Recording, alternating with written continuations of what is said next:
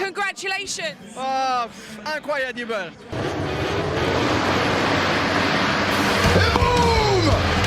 Jelly fights back. Loves to be aggressive, doesn't it? But in the future, happen something with you, will be a problem. Okay. I will be arrested. We don't need to shake hands. We are okay. Rossi now! Rossi ready now! There is going to be a race direction investigation. Et bonjour, bonsoir à tous et bienvenue dans ce nouvel épisode de la boîte à clapper. Je suis très content de vous retrouver pour vous parler du meilleur week-end de l'année sur le plus beau circuit du monde, dans le plus beau pays du monde, bien entendu. On revient du Mans, j'en reviens, et vous l'avez vu à la télé, donc on va vous débriefer, vous analyser ça. Pour ce faire, je suis accompagné de la team. Comment va Léo ? Ça va très bien et toi ? Eh ben écoute, ça va, tranquille. T'étais au Mans toi ou t'as regardé à la télé ? J'étais ni au Mans et j'ai ni regardé à la télé, on a regardé seulement les replays, mais c'était intéressant. J'allais dire, le mec était pas sur place, il a pas regardé les courses, merci d'être là, vraiment, ça fait plaisir. Hashtag Maxime. Alex est là aussi, comment ça va Alex ? Ça va, j'étais pas au Mans, mais j'ai regardé la télé, moi j'ai fait mes devoirs, pour être un minimum sérieux. Mais c'est bien. Ouais. Et t'es tellement sérieux que ton micro est parfait, bien entendu. Et évidemment, et les gens l'entendront immédiatement, qu'il est au même niveau que le vôtre, voire même un petit peu mieux, je pense. Un petit peu mieux, ouais, sans doute.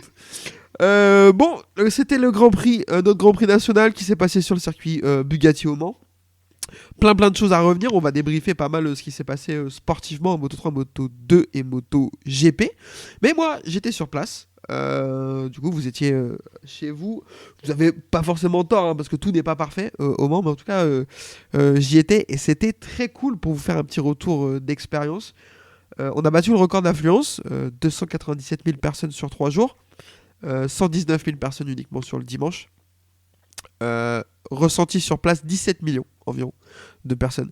C'est absolument une catastrophe. Après ça va avec parce que du coup il y a de l'ambiance, il y a du monde partout, ça crie quand Quartararo et Zarco passent et tout, c'est cool. Mais alors pour circuler c'est un enfer. Pour manger une frite faut en plus de devoir montrer ton avis d'imposition, il faut une semaine de congé. Enfin voilà, plein de trucs comme ça qui sont un peu compliqués mais qui sont malheureusement inhérents au nombre de gens. Mais en tout cas très cool, très beau. On n'a pas vu la pluie malheureusement parce qu'une petite averse à 13h45 dimanche, j'aurais pas craché dessus, ça nous aurait fait un peu de spectacle, même si on n'a pas eu besoin de ça, la course était spectaculaire. Je sais pas si vous êtes d'accord avec moi pour le coup. Bon, je pense que on va tous être plus ou moins d'accord, comme les 3 courses d'ailleurs qu'on a vu ce week-end, 4 si on compte un sprint même. C'est vrai que les 3 courses étaient très cool. Là-dessus on a été plutôt servi. Depuis votre télé, vous comment vous l'avez senti ? Est-ce que vous avez ressenti la ferveur, etc. Comment ça avait l'air d'être par rapport aux autres Grands Prix de la saison, Alex ? Ça avait l'air vraiment incroyable, exceptionnel. Je pense que ce qui était bien, c'est que c'était dans les lignées de RRS où il y avait déjà eu beaucoup de monde, beaucoup d'ambiance, beaucoup de bruit. Donc on l'a ressenti au Mans. Et je pense qu'on l'aurait plus ressenti s'il n'y avait pas eu RRS avant. Parce que bon, là c'était dans la lignée et c'est cool parce que ça veut dire que le MotoGP s'exporte bien dans plusieurs circuits maintenant. Et après, je pense qu'aussi le travail de Canal ce week-end a été vraiment énorme pour nous mettre dans l'ambiance dès jeudi avec leur présentation le soir et tout. C'était vraiment quelque chose qui était vraiment cool à suivre. Il y avait les pilotes qui ont bien joué le jeu. Et c'est vrai qu'il y avait l'air d'avoir beaucoup de monde. Bon, t'as commencé le podcast hyper aigri en disant il y a du monde, il y a des fans, ça me saoule. C'est quand même pas super pour notre Grand Prix national, mais bon. Non, vraiment, ça avait l'air dingue. Et blindé, mais c'est ça qu'on aime aussi, c'est partager avec les autres fans. Ouais, en fait, c'est ça le problème, c'est que en termes d'infrastructure, je pense qu'on touche le maximum de ce qui est possible de faire en termes d'affluence, parce que là, ça devient très compliqué, vraiment très compliqué. Moi, j'habite à 3 heures du circuit, je suis arrivé chez moi, il était 23h, quoi. Parce que pour sortir, c'était l'enfer. Pour prendre les tunnels, j'ai vu des photos dimanche après les courses, alors moi, j'avais pas besoin, mais c'était vraiment horrible. Donc, mais ça va avec, et c'est ce que t'as raison Alex, et c'est ce que je dis, ça va avec la ferveur, et ce qui fait qu'on a une ambiance de fou et que c'est cool, quoi. Donc faut faire avec. Pour le travail de Canal, moi j'ai pas pu voir, mais je te fais confiance, si tu dis que c'était cool, j'en doute pas une seconde. C'est vrai que l'initiative de faire l'émission le jeudi, à voir si après elle est bien ou pas, mais en tout cas rien que l'initiative de le faire, elle est très bonne.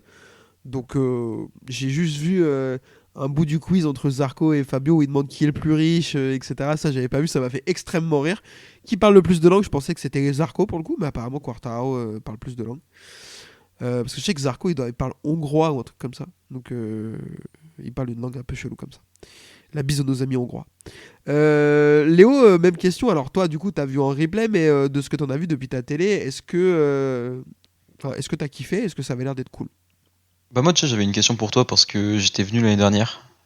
Et déjà, il y avait vraiment une impression, comme tu dis, d'être 17 millions. Est-ce que t'as vraiment eu l'impression d'avoir beaucoup plus de personnes que l'année dernière? Ou plus... Peut-être le vendredi? En fait, voilà. J'ai pas eu l'impression qu'il y ait plus de monde que l'année dernière. Il y a eu un effet jour férié, parce que mercredi et jeudi étaient fériés. Beaucoup de gens faisaient le pont vendredi. Donc en fait, la différence d'affluence, pour moi, le samedi et le dimanche, ça s'est pas trop ressenti. Par contre, le vendredi, là, pour moi, c'était un samedi. En fait, pour moi, il n'y a pas eu de différence, tant que ça, différence d'affluence, en tout cas en ressenti, entre le vendredi et le samedi, alors qu'avant, le vendredi, c'était très cool. Vraiment chill, tu allais au village un peu tranquille et tout, il n'y avait pas de malaise. Et le jeudi, je l'ai fait qu'une fois l'année dernière, mais tous ceux qui le font souvent me disaient que c'était horrible jeudi cette année, que c'était l'ouverture de la pit lane, c'était impraticable. Donc, je pense qu'il y a eu un effet jour férié très qui a vraiment fait venir les gens plus tôt que les autres années. Pour répondre à ta question. Moi, ce qui m'a impressionné, Ouais. c'est les images dans le tunnel. J'avais jamais vu ça auparavant sur les réseaux, quoi. Alors, jamais fait le Mans en MotoGP. La seule fois où j'ai fait le Mans, c'était aux 24 heures du Mans auto. Et j'ai vu ces images que j'avais jamais vues auparavant sur Twitter. Et je les ai vécues aux 24 heures du Mans auto. Et je me suis dit, ah ouais, là, en fait, c'est la même pagaille que en voiture. Et c'est absolument dingue. Je sais pas si c'était déjà bloqué les années précédentes, mais c'est la première fois que je le vois sur mon fil Twitter. Ouais, pour le coup, les années précédentes, moi, donc, j'y vais depuis 2014 et j'ai raté qu'une année de ces 2015. Mais pour le coup, ouais, les tunnels après course, c'est une tannée pour moi, depuis 2022. Parce que après, donc 2020-2021, il n'y avait pas de public à cause du Covid. Et pour moi, il y a vraiment un avant-après. Il y a l'effet Covid et l'effet Quartararo, champion du monde. Mais avant, fin des années 2010, il y avait du monde. Mais tu pouvais aller dans le village, c'était pas la cohue. Les tunnels, bah t'attendais un peu, mais c'était ok. Et surtout, je voulais le tweeter, mais j'ai oublié de le faire. Il y a un truc qui m'a marqué, c'est que je suis pas capable de dire, jusque-là, j'étais pas capable de dire s'il y avait plus de filles ou pas qu'avant qui étaient sur place. Mais la seule chose qui m'a marqué, qui me fait me dire que c'est le cas, c'est que maintenant, elles aussi, elles doivent faire la queue pour aller aux toilettes. Alors qu'avant, fin des années 2010, devant les toilettes des meufs, il y avait pas la queue, il y avait personne. Ça, c'est aussi un marqueur, je pense, pour le coup. Donc, ouais, pour moi, je j'ai pas les chiffres en tête fin des années 2010, mais il y a un gros gap qui s'est fait après le Covid. Alors, revenons vite fait, on va pas parler de ça pendant 2 ans, sur les campings. Les campings, c'est la folie furieuse. Ils avaient fait des mails, des communications sur les réseaux en disant qu'il fallait rester calme, qu'il fallait se calmer la nuit, entre minuit et 8h, etc. Personne ne l'a reçu ce mail.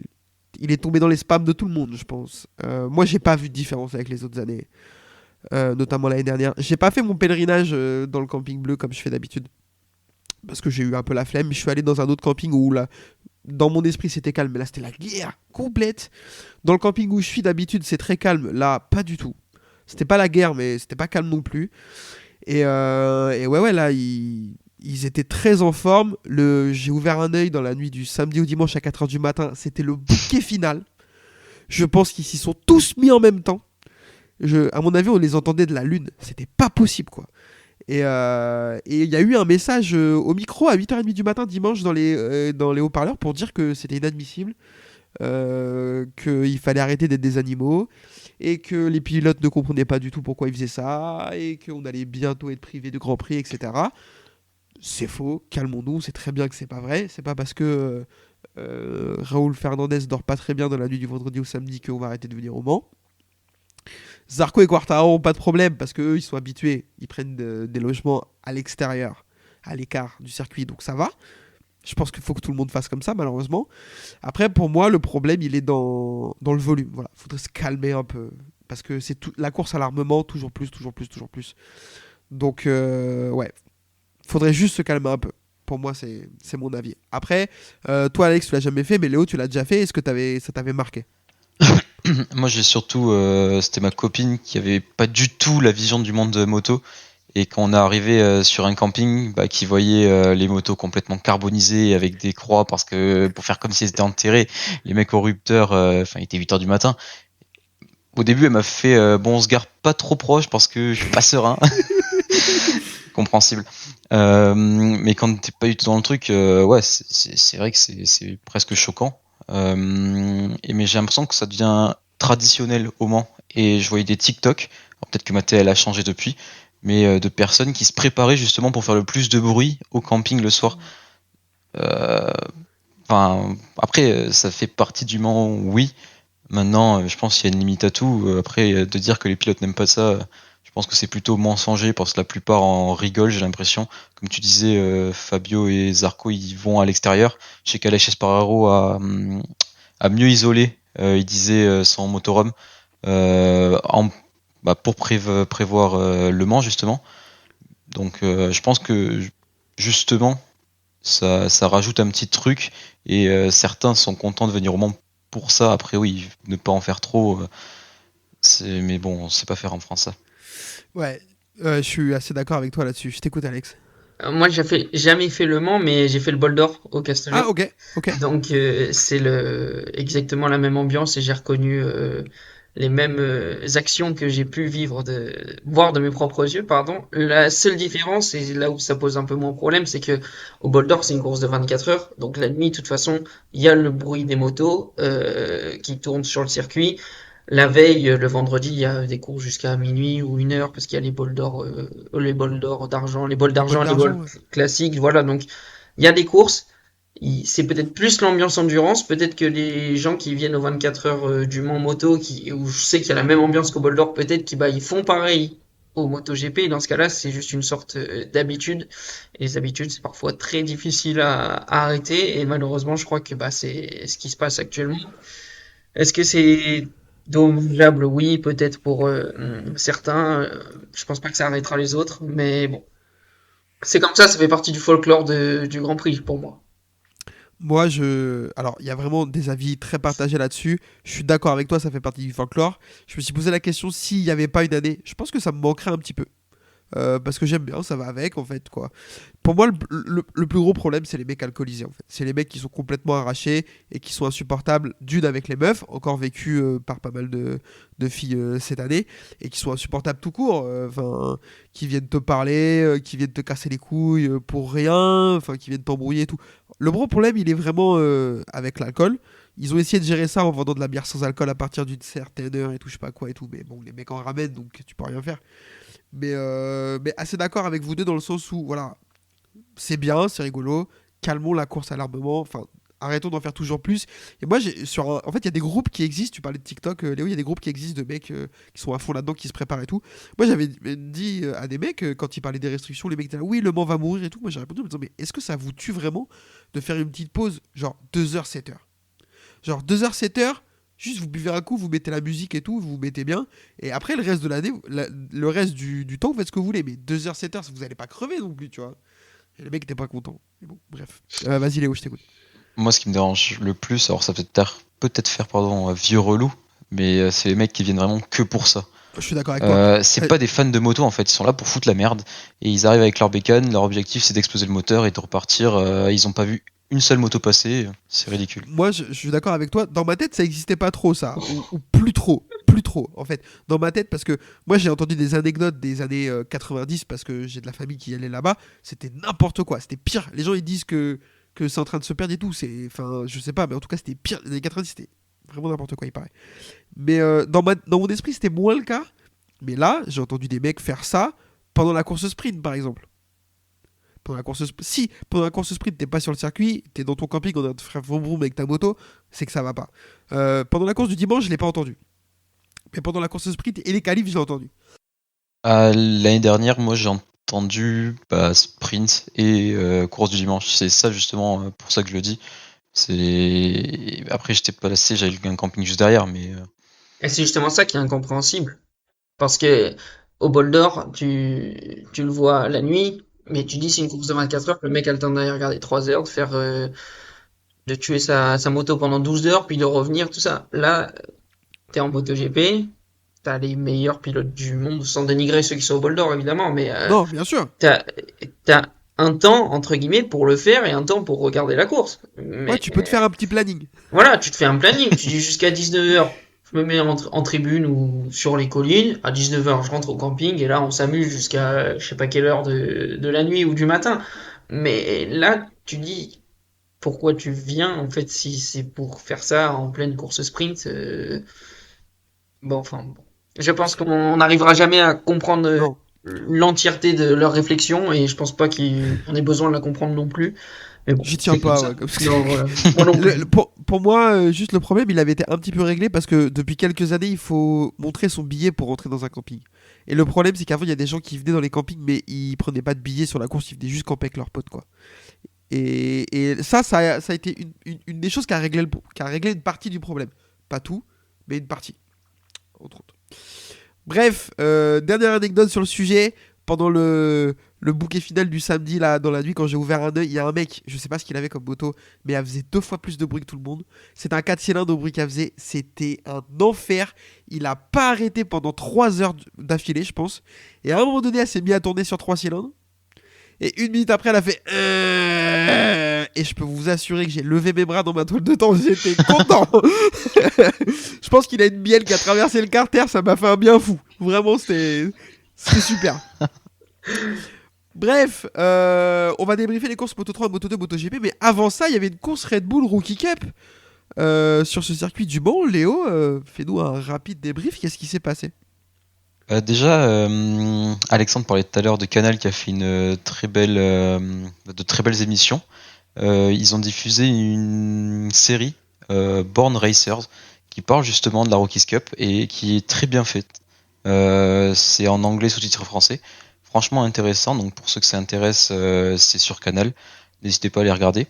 Où il y a des stats plutôt intéressantes parce que 54% des pilotes qui ont roulé en Rookies Cup ont fini en mondial derrière.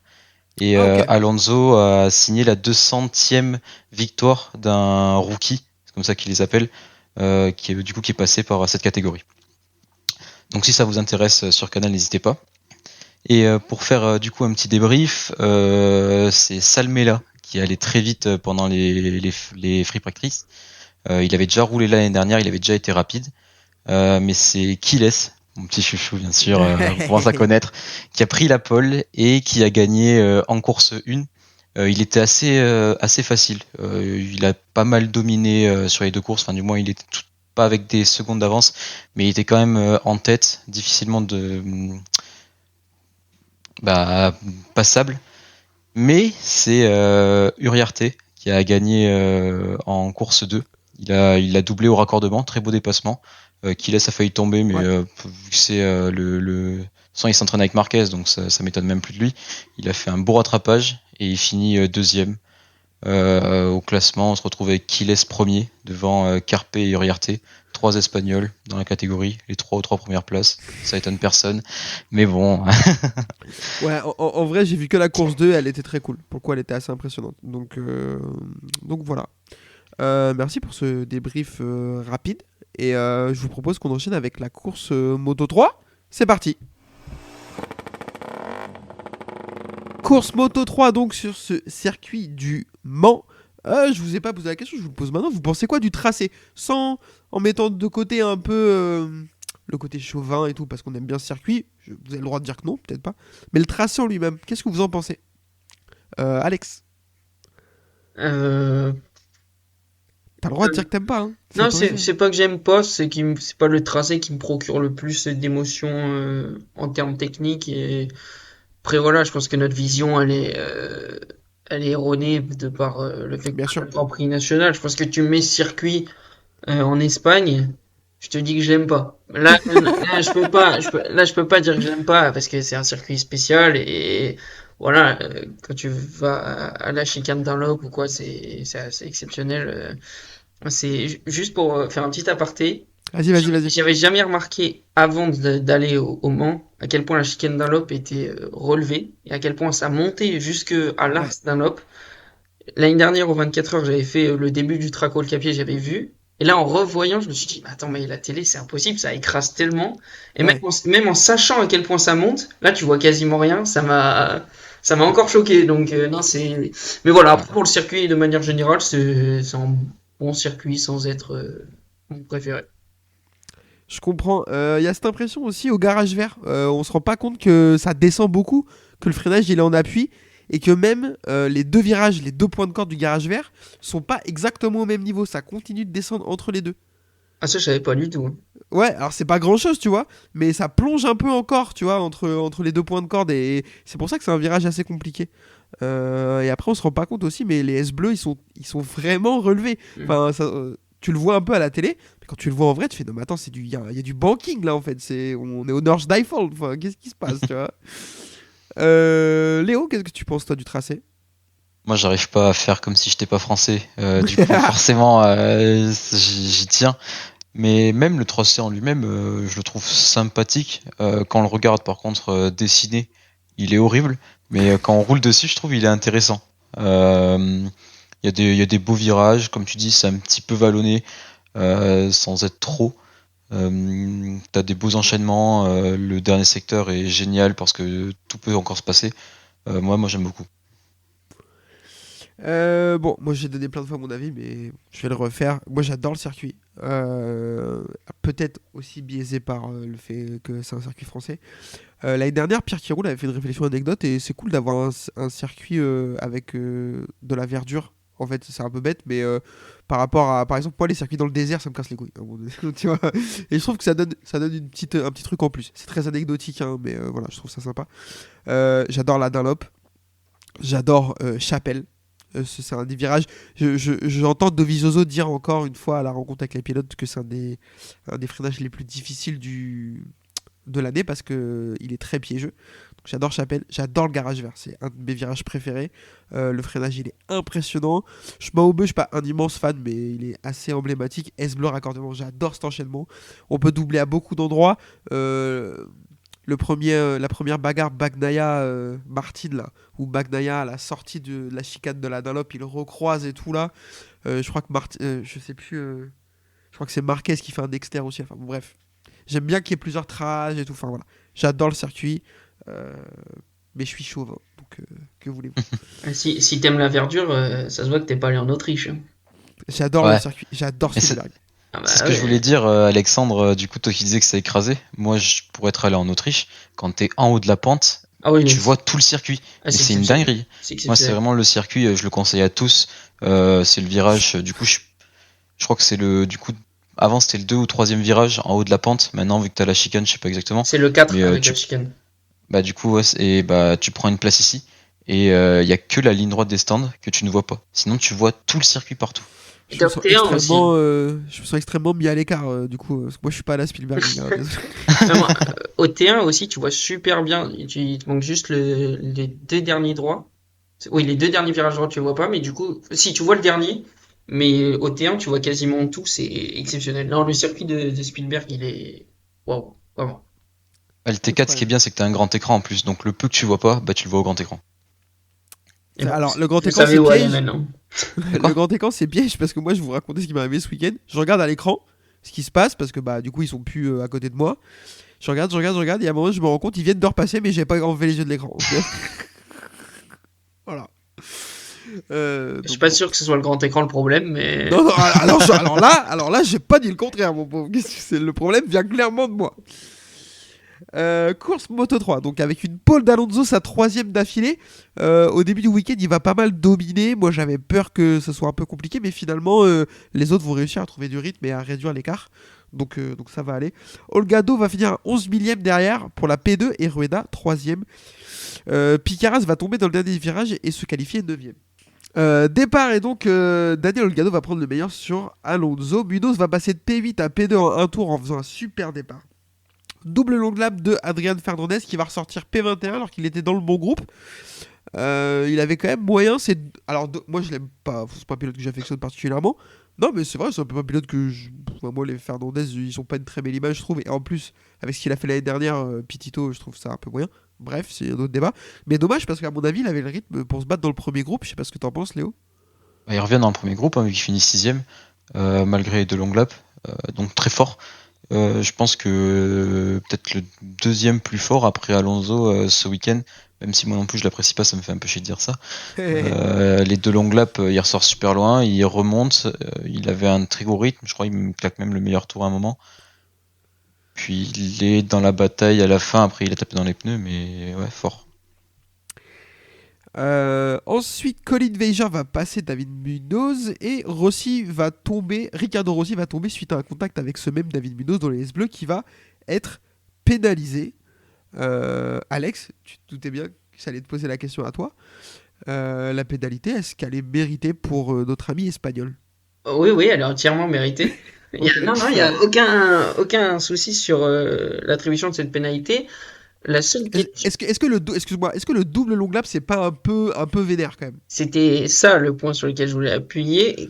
Le double long lap, c'est pas que sur l'action de Munoz, je trouve, c'est une pénalité qui est vraiment difficile à encaisser. Si tu compares avec, je sais pas, en sport automobile, tu fais une erreur, t'envoies quelqu'un dans le mur ou dans le bac, tu prends 5-10 secondes. Même 5 secondes, tu peux gagner une course avec. Quand tu prends un double long lap, il y en a qui ont réussi à gagner, je crois, au double. Oui, il me semble. Faudrait Donc, je sais vérifier. Ouais, ça me paraît Bon, mais peut-être. du moins avec un long lap, c'est possible. Avec un double, t'enterres juste la course de la personne pour une erreur qui arrive en sport mécanique. Donc moi, je trouve ça un peu difficile. C'était comme le double long lap sur les jump starts. Je trouve que c'est un peu trop dur. Donc c'était pas forcément que sur Munoz que je voulais parler de ça, mais de manière générale, je trouve que cette sanction de double long lap, elle est parfois donnée pour des actions qui ne méritent pas. Est-ce qu'il paye pas un peu son CV, David Munoz, sur le coup aussi ? Non, peut-être, mais je veux dire, c'est pas le seul à avoir reçu ce week-end. Donc c'est pour ça. Si c'est le cas, je trouve ça nul. On peut pas pénaliser des mecs parce qu'ils ont des antécédents. Enfin, ça, je trouverais ça con. Oui, mais ça arrive. C'est comme quand tu fais une faute au foot et que t'en as déjà fait 2 avant qui sont plus graves et t'as rien pris, tu fais la 3e, t'as pris une petite faute, quand même un carton, tu vois, c'est pareil. Munoz, on sait que c'est quelqu'un qui attaque parfois un peu à outrance et un peu trop derrière la limite, mais voilà, j'espère qu'il l'a pas payé pour ce qu'il a fait. En tout cas, ça a ruiné sa course et même en repartant derrière, il a pu remonter jusqu'à 15e avant de tomber. Mais bon, moi je trouve que le double long lap, il faudrait le mettre sur des situations bien précises où la personne a fait une action bien dangereuse pour bien lui ruiner sa course. Quand c'est un fait de course qui malencontreusement fait tomber quelqu'un d'autre, ça mérite peut-être un simple long lap. Vas-y Léo, je t'écoute. Je suis pas totalement d'accord avec Alexandre, juste sur le jump start. Pour moi, le jump start mérite le double long lap parce que il peut être vachement avantageux.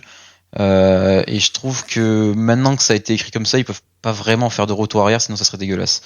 Ça dépend par ce que contre, tu gagnes. après, ça dépend ce que tu gagnes, mais le problème c'est que souvent quand tu fais de l'appréhension, tu essaies de comprendre par rapport à ce que tu as gagné, les calculs, tout ça, ça dépend vachement des pilotes des fois, enfin pas des pilotes, mais certains vont râler, ça va plus créer de la guéguerre entre les supporters, tout ça. On va encore crier au complot Ducati. Non, en vrai, je pense que maintenant qu'on est parti sur le double long lap pour un jump start, faut le garder ou alors le changer à la fin de l'année. Par contre, moi là où je trouve dégueulasse, alors je suis pas fan de Munoz, hein, contrairement à Alexandre moi, mais là où je vais le défendre. Non, là où je vais le défendre, c'est que pour moi, double long lap, c'est vénère. On tape sur les doigts des Moto 3, mais Binder, Arerez, Espargaro, Arerez, ça prend même pas le moindre long lap. Je suis d'accord. Alors, on veut taper sur les Moto 3 pour que, en grandissant, ils fassent plus ces mêmes erreurs, mais peut-être qu'il faudrait taper sur les Moto GP pour qu'ils ne les commettent pas et qu'ils ne montrent pas cet exemple aux plus jeunes derrière. Je suis d'accord. 100%. Et en plus, l'action de Munoz, je la trouve pas non plus honteuse. Ricardo Rossi, il est hors trage. Lui, il réaccélère un petit peu. Il va le taper, oui. Rossi tombe. Donc, pour la conséquence de la course de Rossi, il mérite son long lap. Mais le double, c'est abusé. C'est pas mérité. On est d'accord là-dessus. De toute façon, la question va pas se poser parce qu'il va tomber à 6 tours de la fin.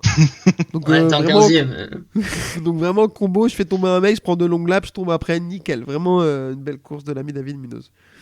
Alonso fait pas trop de bruit, mais va être assez intelligent. Il va revenir dans le groupe des 3 premiers et l'emporter à une course vraiment. Enfin, je sais pas. Je trouve peut-être, Léo, je me trompe, mais qu'on n'a pas l'habitude de voir de sa part, très malin, où il va rester dans le bon groupe et attaquer quand il faut. Vraiment une course intelligente. Dans mon esprit, David Alonso, c'est pas ce genre de course qui gagne en général. C'est quand il réfléchit pas, il débranche et il va vite, quoi. Bah, s'il commence à être intelligent, là, va falloir lui trouver des défauts, ça risque d'être compliqué. Euh, je pense que au-dessus, les deux Aspar en Moto 2, il faut qu'ils serrent les fesses. Peut-être que c'est pour ça que Guevara a accéléré ce week-end, on en parlera après. Mais ouais, je pense qu'il a déjà sa place en Moto 2. Et si Aspar ne le prend pas, il y en a un autre qui se jettera dessus. Là, c'est masterclass, encore une fois. Il fait la pole, il est intouchable tout le week-end. Il sentait qu'il n'était pas un cran au-dessus en course, donc il est resté derrière, il a analysé, et au final il a passé tout le monde au bon endroit, au bon moment, et il gagne la course devant Olgado, son principal rival, c'est très fort. Alex, j'ai une question pour toi. Est-ce que tu penses que Daniel Olgado, il se fait un peu trop avoir facilement? Parce que c'est pas la première fois qu'on le voit mener une course comme ça, être devant, etc. Et se faire un peu avoir dans le dernier tour. Ouais, c'est pas la première fois qu'il perd une course dans le dernier tour, mais il a au moins le mérite de pas faire d'erreur. Donc, de toute façon, c'est le grand duel et le grand débat de cette saison. C'est est-ce que Alonso, qui va très très vite, qui gagne des courses, mais qui peut aussi tomber la prochaine fois à Barcelone, va l'emporter face à un Holgado qui, bah, parfois, va perdre une course qu'on pensait qu'il maîtrisait, mais qui va quand même finir deuxième, troisième ou dans le top 5, je sais pas. Mais en tout cas, ce week-end, Alonso il nous a fait une course à la Holgado, justement, à bien regarder, tac, est arrivé, et comme il a dit Léo, dans le bon moment. Et moi, je trouve que c'est une capacité pour les pilotes à cet âge-là, et même de manière générale, à trouver ce momentum, ce moment où il faut attaquer, se dire, bon, bah là, il reste tour, c'est maintenant. Et entre se dire c'est maintenant et pouvoir le faire, il y a quand même un énorme gap. Lui y arrive, et chapeau. Rien de plus à ajouter, je suis d'accord avec vous. Pour moi, Daniel Olgado, c'est Francesco Bagnaia et David Alonso, c'est Jorge Martin. Voilà. C'est le même duel comme ça. Ils ont le même... Vas-y. À chaque fois qu'ils ont été en duel cette année, Alonso-Olgado, ça a fini 1-2 pour Alonso. Au Qatar, Alonso passe Olgado, il gagne. Au Portugal, Alonso il se fait décrocher. C'est Olgado qui fait, on peut dire, une Alonso sur Ueda. En Amérique, c'est Alonso qui gagne avec une large avance. Et en Espagne, il allait gagner largement devant s'il tombe pas. Et là, il a regagné face à Olgado. Je pense mentalement, ça doit faire mal quand même à Olgado. Ouais. Je suis d'accord avec vous. La suite du classement, Colin Veger va terminer 3ème. Joël Esteban va être un bon 4ème. Il fait un beau début de saison. Ivan Ortola 5ème. Pitito Fernandez, du coup, avec ses 2 longues laps, va remonter à la 6ème place. Ryuza Yamanaka va terminer 7ème. J'espère qu'on n'a pas perdu la connexion. José Antonio Rueda va enfin réussir à participer à une course et terminer 8ème. Il m'a un peu déçu, moi. Je m'attendais à mieux. Moi aussi. C'est honnête. Tatsuki Suzuki 9ème et Angel Picaras 10ème, ce qui est plutôt honnête de la part d'un rookie. Rulestone va terminer 12ème. Je trouve qu'il fait un bon week-end, on l'a beaucoup vu. Pour un rookie, c'est assez intéressant ce qu'il propose. Il n'est pas si loin que ça de Piqueras. Almanza termine 15ème, c'est bien, il met des points également. Et je suis juste un peu déçu pour finir de l'ami Xapi sur tout ça qu'on n'a pas beaucoup vu, qui a failli à s'envoyer sous mes yeux. Du coup, il n'était pas filmé vu qu'il était au fin fond. Un espèce de high side de l'enfer. La moto a fait une équerre de fou à la sortie du garage vert. C'est un miracle qu'il ne soit pas envolé sur la lune, hein, je vous le dis. Au championnat, Daniel Olgado est toujours en tête du championnat avec 94 points, 1 point devant David Alonso, donc c'est très serré, et Colin Veger est déjà largué, entre guillemets, à 62 points. Donc j'ai peur qu'il faille se réveiller rapidement pour notre ami néerlandais. 32 points. Ouais, c'est ce que j'ai dit. C'est pas ce que j'ai dit 62. Alors 62 c'est son total, 32 c'est son nombre Ouais. de points de retard, donc peut-être j'ai inversé. Mais en tout cas, voilà, je pense qu'il va falloir se réveiller assez rapidement si notre ami néerlandais veut réussir à accrocher le wagon et tenter de remporter le titre. Est-ce que vous aviez autre chose à dire sur le Moto 3 ou est-ce qu'on peut passer au 3 cylindres triomphe? Son triomphe. Allez, et ben c'est parti pour la Moto 2. Moto 2, donc Paul Delamy, Aaron Canet, si je me trompe pas, il s'est fait opérer il y a 10 jours de la cheville ou du pied, un truc comme ça. Non mais lui, de toute façon, il a tout le temps un truc cassé, on dirait moi, quoi, c'est une catastrophe. Mais Ah, du c'est- coup, t'as pas pu le voir. Enfin, sauf si tu l'as vu sur Twitter, mais il est arrivé en béquille à sa moto. Ah ouais? Oui, c'est le seul mec qui marche pas, mais il fait des pôles. C'est exceptionnel quand même. Non, il y a Valentino Rossi aussi. Oui, mais il en fait moins en ce moment, je crois. En ce moment, moi. Qui va tomber dans le dernier tour devant Roberts et Garcia Lopez 5, Aldeguer 11, Guevara en Q2 qui va terminer 8ème. Izan Guevara. Mais qu'est-ce qui s'est passé? Non, alors je me moque, mais ça fait plaisir de le revoir là. Il y a eu un déclic. Léo, qu'est-ce qui s'est passé? T'as vu une story, quelque chose? Non, pas de story, pas d'ex revenu dans sa vie. Peut-être qu'il a vu son chien, je sais pas. À Rérez, il était rapide quand même pendant les tests. Je vous avais envoyé. Ouais. Il avait même battu le record avant de tout le monde. Bon, l'après-midi un peu plus lent, mais il était assez rapide. Après, c'était que sur un tour, on savait pas si c'était sur toute une course. Mais au final, il a un petit peu confirmé ses bonnes prestations. Et comme tu le dis, c'est cool de le revoir se battre devant. All shot de l'ami Sergio Garcia qui partait 3ème. Spoiler, ils vont pas le revoir. Beaucoup trop fort, Sergio Garcia, au Mans ce week-end. Derrière Roberts et Gonzalez, et Guevara va être top 6. Aldeguer remonte, lui, 8ème avec après un début de course assez complexe. Canet fait un départ assez difficile, mais il va revenir dans la course. Chute de Manuel Gonzalez. J'étais déçu, parce que j'en attendais pas mal de sa part. Je sais pas ce que t'en penses, Alex. Ouais, moi aussi, il serait pas allé chercher Garcia parce qu'il était sur une autre planète, mais on va en parler après. Mais il avait large le rythme pour se battre pour le podium, il était dans un bon groupe, et ouais, il avait la place de faire une bonne performance, et le voir tomber, c'était vraiment dommage. J'étais un peu déçu aussi. Léo, même question. Est-ce qu'il était peut-être pas à la limite parce que quand il tombe, il se faisait doubler par tout le monde?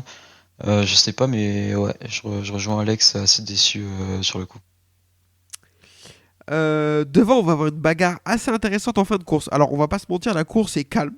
Même si il se passe 2-3 choses parce qu'il y a des pilotes qui remontent, il y a des rythmes, des dynamiques qui s'inversent un petit peu. Garcia est complètement intouchable devant avec 3 secondes d'avance. Mais derrière, on a un groupe qui va se battre pour la deuxième place, composé de Ayogura qui remonte de la 18e ou 16e place, je ne sais plus. Alonso Lopez, j'allais dire Kenny Roberts encore, mais quel enfer. Joe Roberts, Chantra et Canet. Et c'est Ogura qui va terminer deuxième pour un doublé MT, Helmet et Messi sur un superbe dépassement sur Alonso Lopez. Et je peux vous dire que pour attaquer Alonso Lopez sans avoir peur de se faire découper en deux dans le dernier tour, faut être courageux. Derrière, Roberts va tenter un truc dans le raccordement, mais c'était super intéressant à voir, sauf que Lopez va réussir à recroiser dans le dernier virage et terminer juste devant pour que Joe Roberts termine, lui, 4ème. Aldeguer va terminer 7ème. Messieurs, qu'est-ce qu'on retient de cette course? Léo, le rythme de Sergio Garcia, là, c'est très très sérieux, ça fait 2 victoires cette année déjà. Très fort. Il a pris 1 seconde 5 rien que sur le premier tour. Je sais que je regardais la course avec quelqu'un qui connaît pas la moto, qui d'ailleurs a plutôt bien apprécié le spectacle ce week-end, et qui était impressionné de Garcia, comment il était parti en un seul tour. Derrière, il a construit son rythme et il s'est jamais fait rattraper, c'est-à-dire que c'était pas de la chance son départ. Derrière, j'ai beaucoup aimé la petite bataille. Canet, à un moment, il était deuxième, puis il a perdu du rythme, puis il est revenu. J'ai même cru qu'il allait refinir deuxième. Chantra, il était là, il était dedans, il s'est un peu battu sans pour autant doubler. C'est vrai que c'était plutôt intéressant. Un peu déçu de Aldeguer, mais je pense que son manager Alexandre va en parler après. Mais des belles courses en Moto 2 en ce moment. Peut-être que Pirelli a sauvé la catégorie. Enfin, C'est elle était pas exactement morte, mais ce qu'a tweeté Matt Oxley. Que merci à Pirelli d'avoir sauvé le Moto 2. Alex, Léo t'a lancé du coup, donc parce que dur week-end de déprotéger Moto3 Moto2, donc mais ça ira mieux après, t'inquiète. Mais en tout cas, ouais, compliqué pour l'ami Aldeguer, parce qu'en plus de terminer assez loin, à la 7ème place, on l'a pas vu, en fait, tant que ça. Il fait pas un bon week-end. Bah, il se qualifie loin, il remonte. Il est pas dans le bon groupe pour se battre pour le podium, parce que c'est quand même dommage. Il était jusqu'au 6e, je crois. Il était en capacité de se battre pour le podium. Donc, tu finis 7, hein, t'étais en bagarre toute la course pour cette place. Bah, tu payes juste ta mauvaise qualification. Il y en a un autre qui l'a payé aussi, puisque en MotoGP, il a pas gagné. Il aurait probablement gagné s'il s'était mieux qualifié, mais on en parlera après. Voilà, Pas de c'est. Bastianini. Oui, voilà, exactement. Lui- Lui-même. Mais non, c'est dommage pour Aldeguer. Bon, bah, c'est une 7ème place. Ça- Il y aura probablement des pires résultats dans la saison. Oui, si c'est pas Kata, il Voilà. sauve un peu les meubles, en Il quelque prend, sorte. il prend les points qu'il pouvait prendre. Rien d'exceptionnel. Oui, après, voilà, c'est toujours pareil. On l'attend à se voir battre avec Garcia, être devant, faire des pôles, gagner des courses. Même les meilleurs, ils ont des week-ends plus difficiles, et ça en était un ce week-end. Mais je voulais plus insister sur la performance de Garcia Vas-y. c'est waouh. Waouh. Ce week-end, c'est. Alors déjà, quand il a gagné à Austin, c'est Austin, hein. Ouais. Il a gagné. Déjà, c'était presque étonnant. Et en fait, bah non, c'est pas étonnant parce qu'il a réussi à le refaire au banc, il a réussi à regagner. Il a le rythme. Il était pas du tout dans toutes nos prédictions pour aller jouer quelque chose au championnat. Force est de constater que bah il va peut-être falloir compter sur lui. Et c'est vraiment très très propre ce qu'il a fait Garcia ce week-end. Et bon, bah il a peut-être pas été champion du monde en Moto 3, peut-être en Moto 2. Alors, si Garcia est champion du monde Moto2 devant Aldeguer, je vais avoir des choses à dire, vraiment, à notre ami Didi Dalinia. Ça ne sera plus le Alex Rins du pauvre. Non, là, je peux te dire que vivement l'épisode avec Yvan si il a mis Sergio Garcia champion du monde. Moi, je suis très content pour Ayogura qui va terminer P2. C'est mon pilote préféré de la catégorie. Très spectaculaire, même si un peu moins au Mans parce que le circuit s'y prête un peu moins. Et en plus, il était hyper content. Il a des résultats un peu en dents de scie, malheureusement. Il a du mal à être régulier. Vous me direz, c'est un japonais, c'est normal. Ils ont toujours été irréguliers dans l'histoire. Il faudrait faire une analyse poussée sociétale de pourquoi, du comment. Mais en tout cas, ouais, je suis très content pour lui. Il était archi happy sur le podium. Et ouais, moi, c'est mon pilote préf. Donc, et ça me fait un peu mal de le voir se faire rouler dessus par Sergio Garcia, que j'aime beaucoup aussi. Donc, ouais, je suis super content. Alonso Lopez, 3ème. Bah, il est pas tombé, il a fait tomber personne. C'est une belle performance. Ah, il a failli tomber avec Roberts quand même, hein. Parce que Roberts lui met un petit Ouais. coup. Robert, c'était chaud. Mais bon, il a réussi à rester sur ses roues. Ouais, mais c'était beau en plus, franchement. Ouais. C'était cool, c'était sport, ça n'a pas dépassé la limite pour moi. C'était cool. Robert qui va terminer 4ème pour.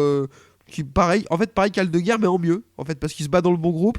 Il aurait pu terminer 2 comme 5, en vrai, circonstances, c'est compliqué. Mais je trouve qu'il fait une course intéressante, il marque des gros points. Chantra 5ème, je l'ai pas vu de la course, il termine 5ème. Bien joué, mon pote. Parce qu'en gros, il était dans le bon groupe, mais on le voyait pas trop. Et Aaron Canet va terminer 6ème, ce qui est un super résultat pour un mec. Ok, il partait de la pole, mais pour un mec cassé, quand même. Il faut pas l'oublier. Donc à suivre. On l'a dit, Aldeguer 7, Arbolino 8. Arrêtons-nous un peu. Moi, il m'inquiète vraiment le début de saison de Tony Arbolino. Je sais pas ce que t'en penses, Léo, mais il y a un scénario où. Enfin, je sais pas. La saison dernière, ce qu'on a vu, est-ce que c'était pas un alignement de planète en fait? Peut-être. Après, comme on disait la semaine dernière, on a l'impression que Marc VDS tout court a du mal. Et j'avais envie de parler aussi du fait que les Bosco sont impressionnantes et que les Calex sont vraiment en difficulté. Il y a que Roberts qui arrive à vraiment faire quelque chose et Canet de ces châssis Calex. Maintenant, pour parler d'Arbolino, 8ème avec la qualification, c'est pas trop mal, sachant que tout le week-end il était plutôt dans le rythme, tout comme Salach. Il y a que en qualification où ils font des mauvais résultats malheureusement, là où ça compte. Mais je trouve que c'est un peu plus positif à voir sur la durée maintenant. J'espère qu'il va remonter la pente parce que sinon pour lui ça risque d'être compliqué la comparaison entre les deux saisons.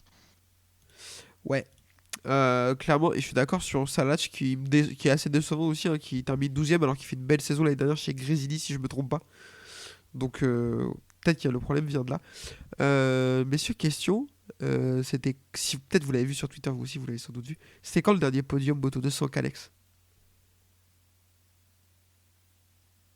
Ah, vous l'avez pas vu apparemment, il n'y a que moi qui l'ai vu. Je crois que c'est l'ami, c'est pas mon ami, Simon Patterson qui a tweeté ça. Je pense qu'il m'a, premier deck, je pense qu'il m'a masqué sur Twitter parce que je lui parle, des fois je lui réponds, mais normal, je suis pas en train de lui casser les couilles, il me répond pas.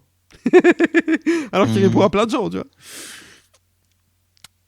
Je suis en train de réfléchir. Je me demande si c'est pas une saison où t'as un Fabio et comment il s'appelle et Navarro. Ok. C'est plus vieux. Ah. C'est plus vieux, c'est 2013. Ah, j'allais le dire. Et c'est quel châssis? J'allais pas le dire. C'est Suter, c'est 3 Suter.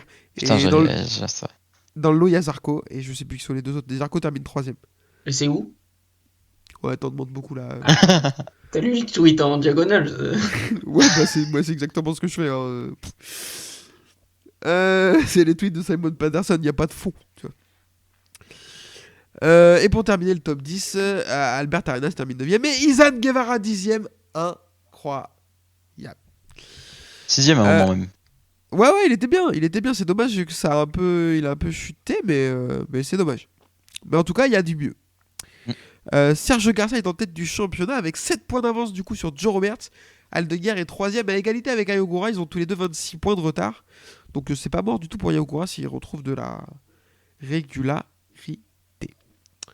Je vous propose qu'on enchaîne messieurs avec le MotoGP parce que on est déjà à 50 minutes d'émission et il y a plein de trucs à dire sur le MotoGP. Alors c'est parti. MotoGP donc avec une pole de Jorge Martin. Alex, je te pose la question, est-ce que c'est le meilleur pilote sur un tour de tous les temps? Je vais vous donner une liste de 10 noms, à vous de faire le classement. J'ai adoré ce débat et un jour on l'aura. Là, on n'a pas le temps, mais j'adore cette question, donc un jour on se la fera, c'est promis. Mais je suis plutôt de ta team, il est très bien placé, parce qu'il a battu le record 29-9 au Mans, excusez-moi, vraiment, excusez-moi. Bagnaia P2 pas loin du tout, je crois qu'il a à moins de 2 dixièmes, donc il était vraiment pas mal. Vignales P3, j'en attendais beaucoup de Vignales, on va en reparler. Il va y avoir beaucoup de chutes en Q2, moi j'étais très déçu, j'étais au garage vert et du coup ils sont pas repassés faire coucou tous les pilotes qui sont tombés, donc j'étais très déçu. Avec des chutes de Bagnaia, Martin, Miller et Aleix Espargaro. Quartaro va être P8 et Zarco P15, super qualif de Quartaro avec globalement, on va s'y attarder un petit peu, un super week-end. Malgré la chute en course longue, mais on peut pas dire que son week-end est raté. Qu'est-ce que t'en penses, Alex? Bah, déjà, il se qualifie directement en Q2, donc ça veut dire que il était dans le rythme dès le vendredi. En qualif, il fait P8 et il est même P6 avant que Bezzecchi et un autre pilote le sortent de la deuxième ligne. Mais bon, du moins, on l'a pas vu comme d'habitude quand il est en Q2 jongler entre la P9 et la P12. Donc là, il avait réussi un temps à ses P6, il finit P8, il fait des départs corrects, fait des bonnes courses. En Grand Prix, lors du Grand Prix, il profite des abandons devant lui, avant lui aussi malheureusement d'abandonner, mais c'est un week-end encourageant. Après, moi, la seule question que je me pose, c'est est-ce que il y a un effet Grand Prix de France? Oui. Est-ce qu'il y a un véritable progrès de Yamaha? Je pense aussi, mais j'attends de voir dans les semaines à venir si ça se confirme, et j'espère que ça se confirme, je pense qu'on l'espère tous. Mais en tout cas, ça fait quand même plaisir de ressortir de son Grand Prix national en se disant j'ai fait des bonnes choses, j'ai fait plaisir aux gens, à mes fans du pays. Donc non, c'est un solide week-end de Fabio qui s'est malheureusement terminé de la moins bonne des manières, mais on retiendra pas ça. Je suis 100% d'accord avec toi. Léo, quelle est ton analyse sur le week-end de Quartaro? Moi, là où je suis un peu triste, c'est que Yamaha a amené 2 motos. Et quand j'ai vu les résultats, je me suis dit, ok, c'est avec les nouvelles pièces qu'il a fait ce chrono. Ouais. Et en fait, non, c'est avec l'ancienne moto. Sinon, ça aurait été vraiment très encourageant pour le coup. Ouais. Après, je pense qu'il y a eu un petit boost du public. J'ai jamais vu Fabio aussi bon au Mans les années précédentes. Là, j'ai l'impression que c'était la rédemption. Il était super fort. Moi, il m'a impressionné ce week-end, dans le bon sens du terme. Mais pas que sur sa performance sur la moto. Je l'ai trouvé hyper souriant, hyper avenant. Quand il y a eu le tour là de la bétaillère, il faisait coucou à tout le monde, il était debout, il lançait des clappings et tout. Alors, il y a l'année dernière, je l'ai vu, dans la bêta hier, il en avait rien à battre. Vraiment, il était là, ça l'intéressait pas, quoi. Il dégageait une énergie assez différente, et ça faisait plaisir à voir, vraiment. Donc même sur les réseaux sociaux, je trouve qu'il a été très cool. Il met une vidéo où il passe sur le côté d'un camping et il dit à un mec de faire des ruptures et tout, ça me fait mourir de rire. Enfin, même dans l'échange dont j'ai parlé tout à l'heure avec Zarco, je trouve qu'il est hyper bonne ambiance, alors que on a vu des interviews de Ramble où vraiment il a pas envie d'être là, Quartararo. Donc il était vraiment dans un super mood, et à mon avis c'est comme ça c'est comme ça qu'il va aller plus vite, en fait. Je pense que ça Presque passe quand il a aussi par regardé là. presque il a regardé les podcasts et il a entendu ce qu'on a dit. Alors j'espère pas, vraiment j'espère pas, parce que bon, si c'est le cas, Fabio, pardon, vraiment désolé pour tout. Non, mais en vrai, je suis totalement d'accord avec toi. Le jeudi, sur le petit jeu avec Zarco, c'est génial. Même, il était souvent avec le public. Malgré la chute, il tire que le positif en conférence de presse, avec une conférence de presse qui, franchement, très cool à écouter. Et juste après, il va voir le public et il envoie ses bottes et ses gants. Franchement, alors désolé pour le petit qui a pris la botte, mais beau souvenir quand même. T'avais un truc à dire, Alex, à ce sujet? Moi, je sais pas, je pense que je ferai pas tant d'éloges à Fabio sur ce point parce que pour Ouais. moi, c'est un minimum quand tu as ton Grand Prix national.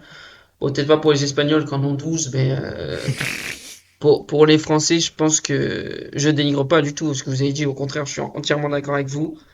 Mais pour moi, c'est le minimum que tu puisses faire, être avenant. Tu sais que 99% des gens là, des gens qui sont présents sur place sont là pour ton bien. Le 1% restant, c'est toi, Kevin. Mais Ah non, je l'ai applaudi, j'ai félicité et tout. Ah, t'es dur. Mais je comprends ce que tu veux dire. non, mais tu sais que tout le monde, que t'es un t-shirt Bagnaia, Marquez ou quoi. Si Quartararo il gagne, tu vas oublier que t'es fan d'un étranger. Parce que Ouais. voilà. Donc pour moi, c'est un minimum ce qu'il a fait ce week-end. Je suis très heureux comme vous de l'avoir vu souriant, tout ça. Mais il mérite pas non plus qu'on lui jette des fleurs, je pense. À voir si ça continue ainsi. Si ça Et continue comme voilà, ça, par contre, ça c'est exactement. vraiment cool. Et si ça continue comme ça, comme disait Kevin, je pense que ça peut lui apporter du bon sur la piste aussi. Mais Gros capital sympathie. voilà. Et un gros capital sympathie. Mais ça, je pense que son capital est déjà assez élevé dans, Bon, après, oui. Ouais. dans le Il a monde en pas- MotoGP. Mais on espère le voir comme ça et le voir aussi performant dès Barcelone, qui est un circuit où traditionnellement il est rapide. Exactement. Marc Marquez va se qualifier P13 après une qualification dantesque. Alors vraiment, sa deuxième séance qualification, celle qui détermine qui va en Q1, Q2, ces derniers tours, c'est n'importe quoi. La Ducati, elle est dans tous les sens. La glisse qu'il fait à Chapelle qui lui coûte son dernier tour, là, c'est n'importe quoi. C'est du super motard.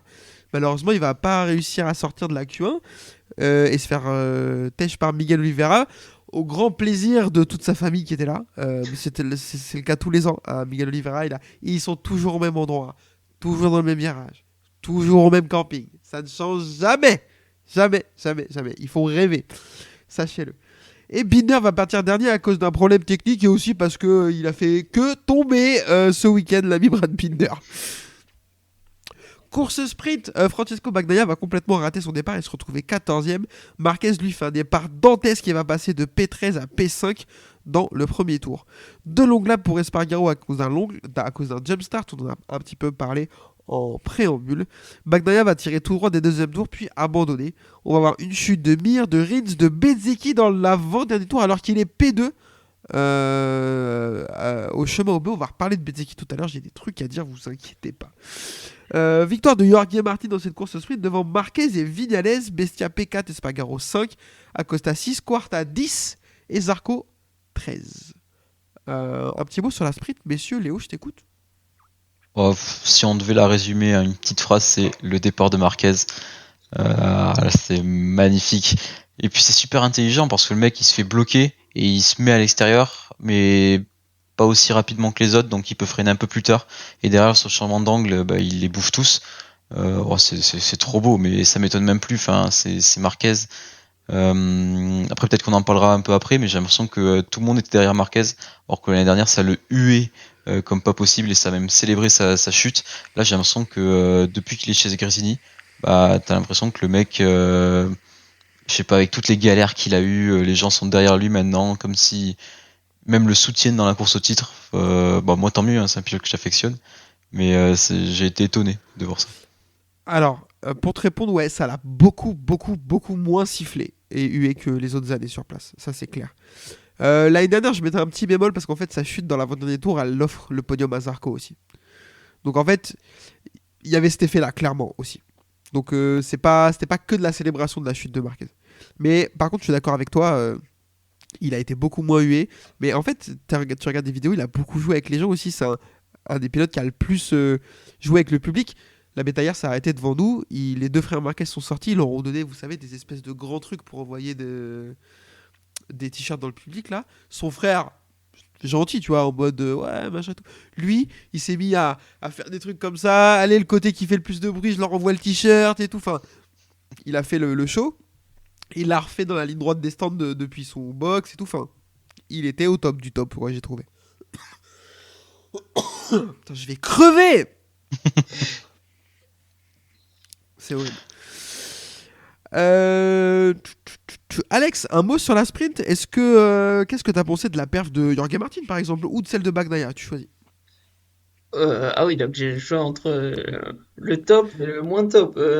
Non, mais Vas-y. Jorge Martin nous a fait un samedi plutôt classique, quoi, des records, des bons départs, une victoire en sprint. Bon.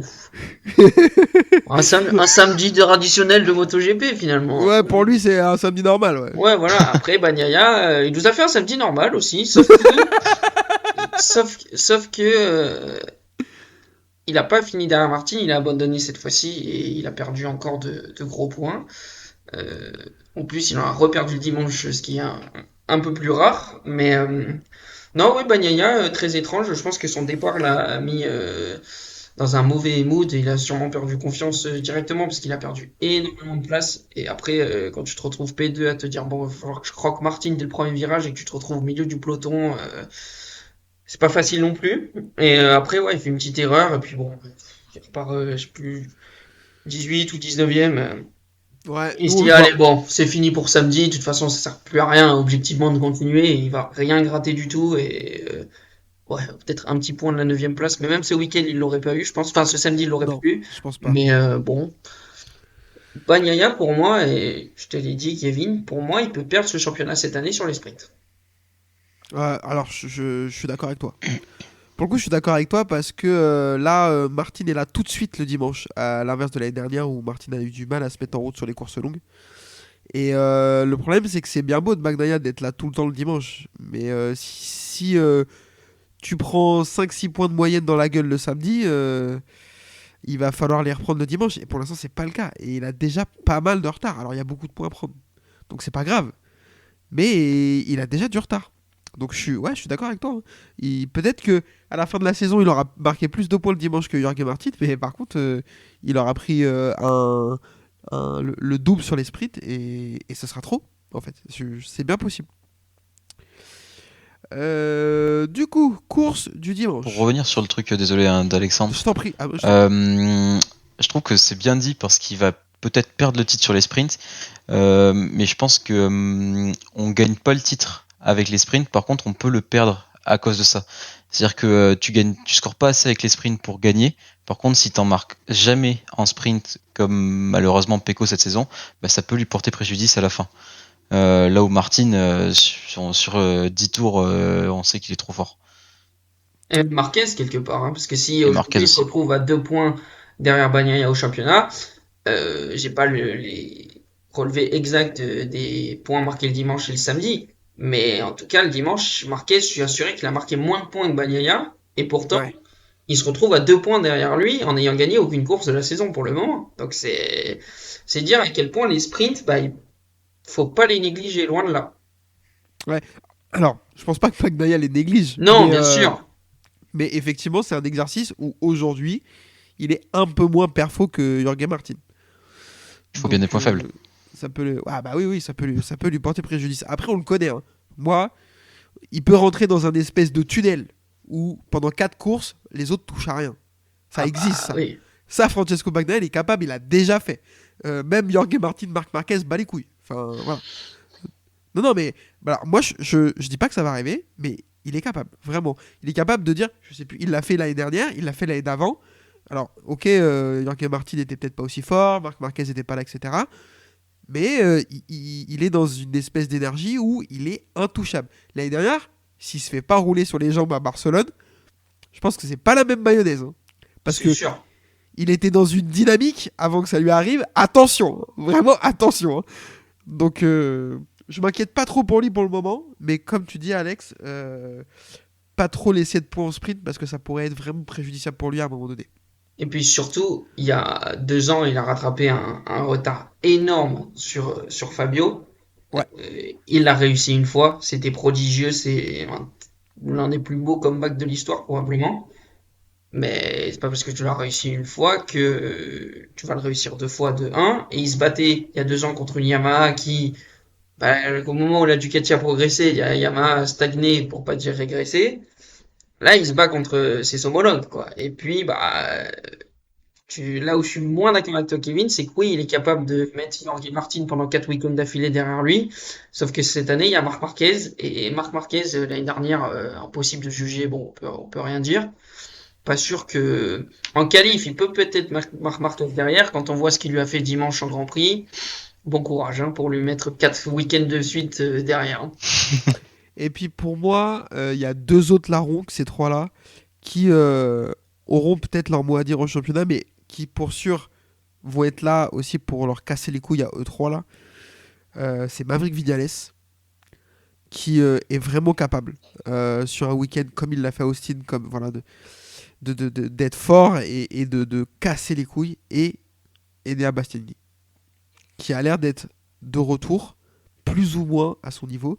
Il manque un petit truc encore qu'on a vu, une petite étincelle qu'on a vu il y a 2 ans chez lui sur la Gresini.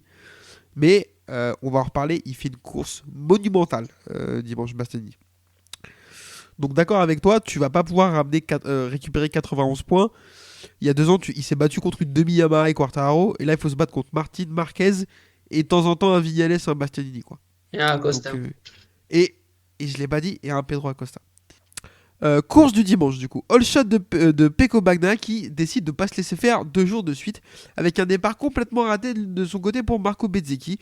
Viñales va sortir linge au T1 mais rendre les places, donc pas de pénalité. Binder gagne 10 places au départ et Marquez réussit un peu moins son départ, même si c'est très honnête, en se retrouvant P8. Chute de Pedro Acosta au 3e tour. Alors j'étais au garage vert quand il tombe. J'étais à côté d'un fan de Pedro Acosta qui était hautement désagréable depuis 6h30 du matin. Donc on a bu son sub dans la tribune quand il était dégoûté. Tout le monde autour de moi était là. Ah, quel plaisir que tu sois un peu dégoûté. Même si on va pas se mentir, tout le monde l'était un peu. Parce que déjà Tech 3 et puis parce que Pedrito. Moi, alors à l'œil nu, c'était déjà impressionnant, mais à la caméra, je sais pas comment il fait pour pas emmener tout le monde. C'est un miracle qui passe entre les deux là. En conférence de presse, il a dit qu'il pense qu'il serait pas tombé s'il était venu se coller à Aleix Espargaro, mais qu'il a préféré, en tout cas c'est ce qu'il a annoncé, Ouais. mais qu'il a préféré tomber tout seul. Chose qu'Aleix Espargaro n'aurait jamais fait. Moi je pense qu'il mytho pour 2 raisons. Non, vraiment. Non, je pense qu'il en rajoute parce que c'est un pilote de moto. Mec, ouais, non, j'aurais pu éviter la chute et tout. Calme-toi, d'accord. Déjà, il arrive de l'autre bout du monde. Et en plus, il plonge comme un fou. En fait, il vient pas juste se mettre à hauteur de Didja pour tourner. Vraiment, il lui dive bombe la gueule, rien à branler. Parce que je pense que il a vu Bagnaia et Martin s'échapper et il voulait gagner. Et donc, il s'est précipité. Et il part de trop loin. Il dit si je m'appuie sur Espargaro, mais Espargaro il est 2 mètres plus loin encore. Là, s'il va s'appuyer sur Espargaro, là il prend 2 longues laps, hein, parce qu'il arrive de trop loin, c'est pas possible. Et en plus, au warm-up, je vous jure, je l'ai tweeté, il a raté tous ses freinages au garage vert. Il fait 6 tours au warm-up, il rate 5 freinages. Je pense qu'il a cherché la limite, parce qu'il voulait doubler ici, et sauf qu'il a été beaucoup trop gourmand. C'est mon avis. Après, il va déclarer « J'avais le potentiel pour gagner cette course ». Est-ce que tu y crois, Alex ? Moi, j'y crois pas. Ouais, c'est facile quand tu tombes trop tôt en fait de dire que tu pouvais gagner la course. Euh, j'ai du mal à y croire, mais il a le bénéfice du doute aussi parce que je l'ai pas vu assez rouler vu qu'il est tombé, on va dire, Puis il est un peu relativement fort aussi. rapidement. Il est un petit peu fort aussi, mais au vu des trois extraterrestres devant, au-delà de même de gagner la course, j'ai eu du mal à penser qu'il avait le rythme pour se battre avec eux. Je me trompe peut-être, on saura jamais de toute façon. Si quelques courses avant, il avait dit ouais, j'avais peut-être le rythme, j'aurais cru. Ce week-end, un peu moins. C'était un Acosta un petit peu moins flamboyant, mais on lui pardonne quand même. Oui, oui, oui, oui. Faut pas oublier qu'il est rookie et que c'est sa cinquième course en MotoGP. Mais non, j'ai un peu du mal à croire. Comme j'ai un peu du mal à croire qu'il aurait pu tourner sur Espargaro, parce que pour moi, il est quand même bien derrière Espargaro et que s'il va au contact d'Espargaro, c'est surtout sa roue arrière qu'il va prendre. Ouais. Donc pour moi, dans tous les cas, entre guillemets, il aurait dû tomber. Mais bon, comme t'as dit, c'est un pilote de moto. Mais non, je crois ni à l'un ni à l'autre. On est raccord. Bon, du coup, un peu dégoûté quand même parce que bon. Et alors, je vais pas critiquer, je l'ai pas vu faire une fois un signe au public du week-end. Vraiment. Donc il est pas parfait comme garçon, ce que t'es en train de Et Il dire. a l'air réservé. Quoi? Il a l'air bon réservé comme mec. Ouais, ouais. Après, c'est pas critiquable. Il a son, enfin, tu vois, c'est son état d'esprit. Enfin, là, c'est vraiment chacun son truc. Mais il chute. Tout le public des deux côtés du garage vert, et ça fait du monde, hein. Vraiment, on était beaucoup, se lève, l'applaudit, vraiment fait du bruit et tout. Pas un mot, pas un geste, pas un regard.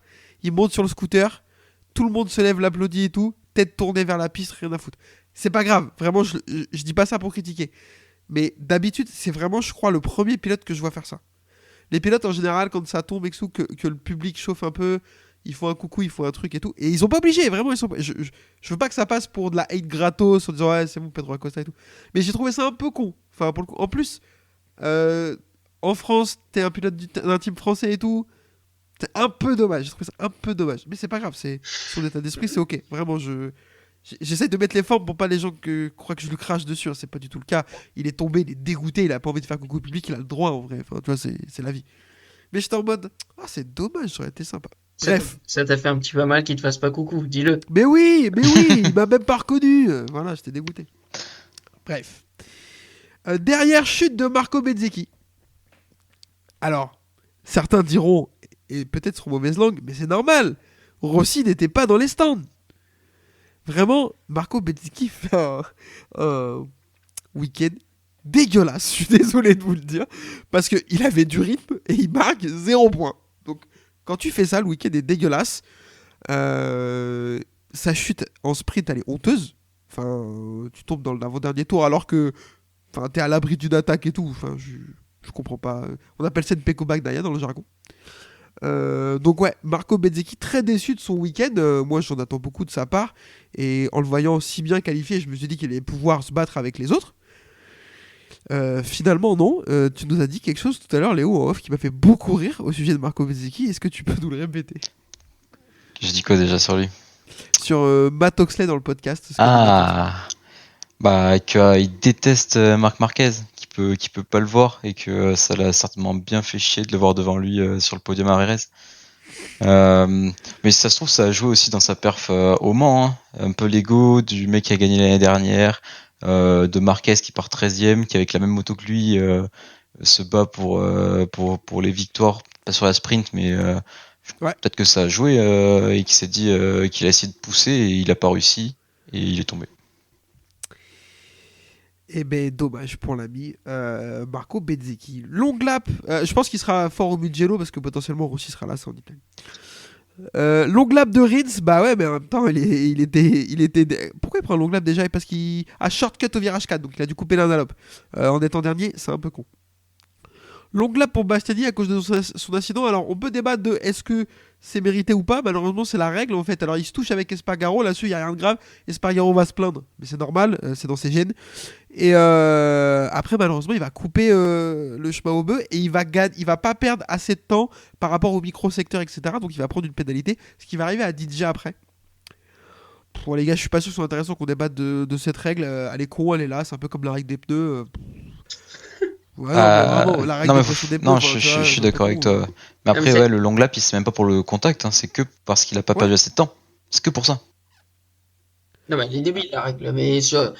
Elle est pire pour moi sur Dijak que sur Bastianini. Ouais, Parce que Bastianini, certes, il est pénalisé parce qu'il n'a pas laissé assez de temps, mais il a quand même envoyé un pilote dans l'échappatoire. Dijak n'a rien fait. Bah, il a juste manqué son freinage. Bah, très bien. Tu manques ton freinage, tu te replaces derrière, j'ai gagné quoi? Rien du tout. J'ai perdu du temps, oui, parce que j'étais collé à Vignales et je me retrouve 3-4 dixièmes derrière. Et en plus, je fais un long lap. Ah là, moi, enfin, je comprends pas. Je veux dire, t'es je suis pénalisé, d'accord. t'es pénalisé d'avoir coupé un virage quand tu gagnes quelque chose. Si tu tires pas davantage, à quoi ça sert? Mais bon, c'est la direction de course et il y a des règles qu'on ne comprend pas qui sont établies. C'est pas que la direction de course le problème, c'est le règlement en soi, parce que la direction de course ne fait qu'appliquer le règlement. Et Ouais. eux, on peut rien dire. Et j'ai vu des gens taper justement sur la direction de course. Ils peuvent rien faire, c'est le règlement, ils s'appliquent. Mais le règlement de base, il est absolument illogique. 100% d'accord avec toi là-dessus. Derrière, on a la chute de Fabio. Bon, on est revenu sur son week-end, malheureusement. Il chute au même endroit que l'année dernière. Ou il y a Oui, exact. 2 ans, Exact, je sais exact. plus. Non, l'année dernière. Donc, bon, on va pas revenir là-dessus. Il fait quand même un super week-end. Et devant, on a une bagarre entre Martin et Pecco et un Marc Marquez qui est troisième, mais à plus de 2 secondes. Sauf qu'il va sortir un rythme de course monumental dans les 10 derniers tours pour remonter sur les 2 premiers. Et spoiler alert, je crois que sur les 10 derniers tours, c'était même pas lui qui avait le meilleur rythme, mais on va en reparler. Ils vont nous faire une bagarre à 3 de fou sur les derniers tours. Les échanges entre Martin et Bagnaia, hyper impressionnants. Je sais pas ce que vous en avez pensé. Et derrière, Marc Marquez, lui, va faire une course que j'ai trouvée hyper intelligente, dans le sens où il y remonte, il reste derrière les deux, et il attend, il patiente, parce que c'est pas facile de doubler. Déjà, Bagnaia au frein, il est impossible à doubler parce qu'il freine très très fort. Et en plus, doubler des mecs qui vont presque aussi vite que toi, même si tu leur mettais 4 dixièmes au tour, c'est pas facile. Mais il va faire un truc très intelligent, il va attendre, voir ce qui se passe. Et en rentrant dans le dernier tour, enfin dans la moitié de la dernier tour, il va voir que c'est mort pour Bagnaia. Donc il peut plus jouer la première place, en fait, profiter d'une erreur ou d'une bagarre entre les deux. Et du coup, il va attaquer Bagnaia sur un freinage incroyable au chemin houmeux, ça passe pas beaucoup là quand même. Et va aller terminer deuxième derrière Jorge Martin et Francesco Bagnaia. Messieurs, avant qu'on rentre dans le détail, est-ce que cette fin de course, vous aussi, elle vous a fait kiffer, Alex? Ouais, c'était ouf en vrai, c'était dingue c'était dingue parce que moi j'avais la sensation qu'en fait les trois étaient quasiment à la limite parce que Martin, une fois que Marquez revient sur Bagnaia, je me suis dit ah s'il marque l'attaque direct Pecco, Martin va s'échapper et il va s'envoler. Non, parce il savait que les deux étaient derrière, il commettait quelques erreurs, il en a commises plusieurs qui auraient pu lui être fatales.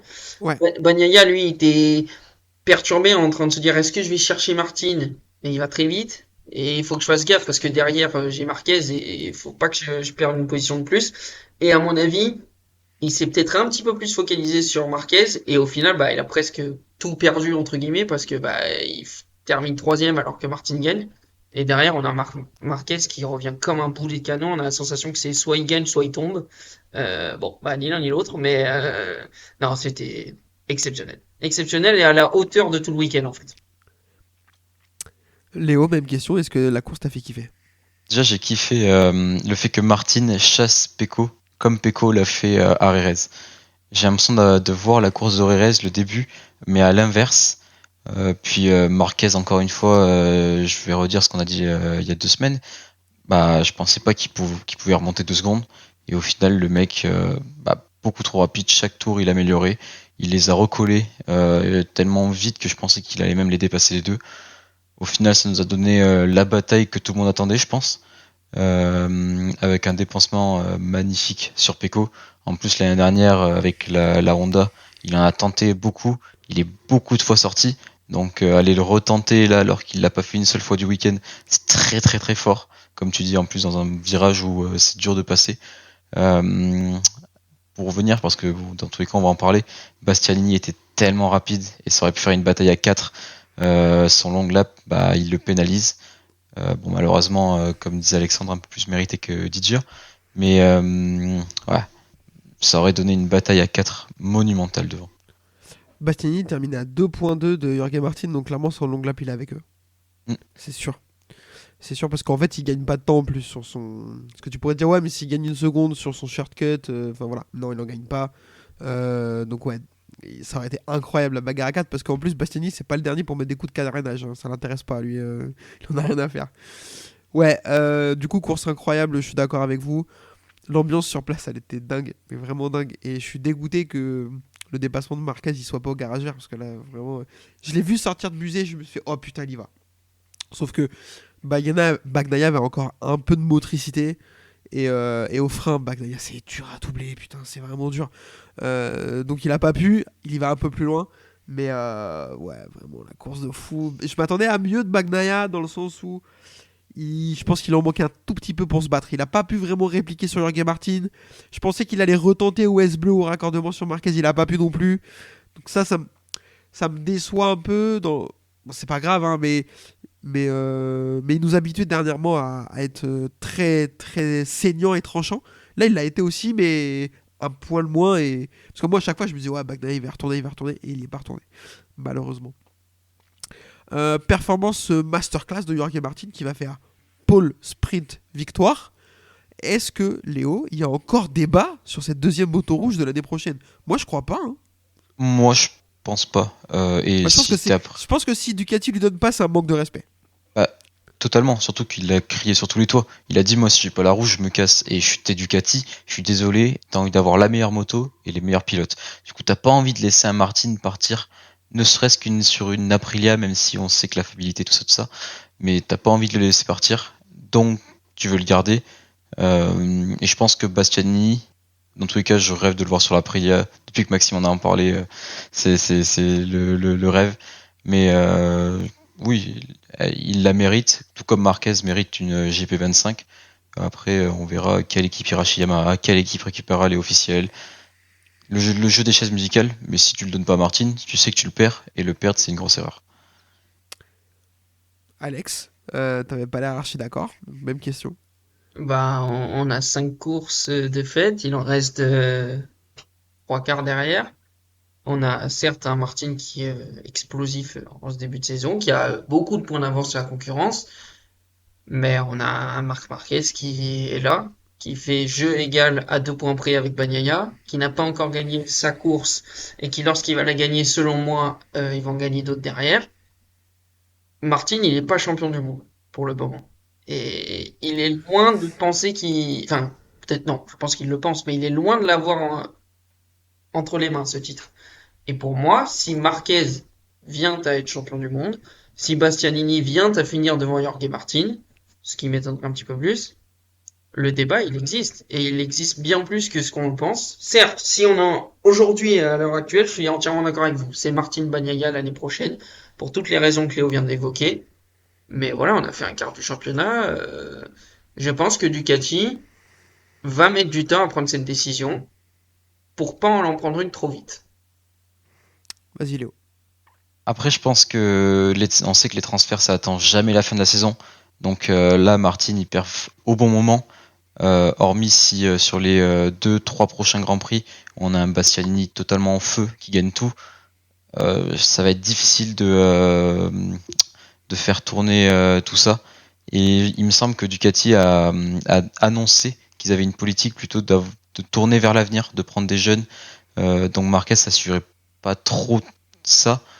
Et pour autant, ils peuvent le garder tout en lui donnant une GP25. Donc je pense que c'est ce qu'ils souhaiteraient faire. Alors, pour vous donner mon avis, moi je suis plutôt... Ouais, je pense que s'il ne donne pas de moto rouge à Martin, c'est un manque de respect. Derrière, l'année dernière, il passe à rien d'être champion du monde. Vraiment à pas grand-chose, pour le coup. Donc c'est... Déjà, là, il fait un début de saison monumental. Clairement, il faut le dire. Il a quasiment... Je crois qu'il a 40 points d'avance sur tout le monde. Là, il vient de faire, on vient de le dire, pole sprint course easy. Donc, ouais, par rapport à l'entièreté de son œuvre, moi je pense que si tu la donnes pas à Jorge Martin, déjà tu perds potentiellement le meilleur pilote du plateau derrière Pecco Bagnaia, ou avec Pecco Bagnaia, parce que je pense que les 40 les deux, il est assez ténu. Et quand tu compares, ok, moi Bastianini, je l'adore. C'est un pilote que j'aime le plus. Sauf que, force est de constater que, ok, il y a la blessure, etc. et tout, mais putain.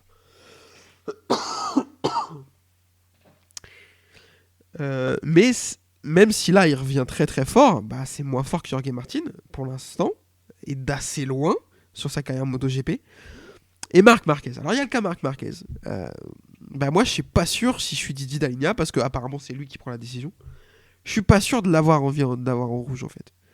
Parce que en termes d'impact médiatique, c'est le mec le plus bankable du monde. Ça c'est là, ok, ça c'est incroyable.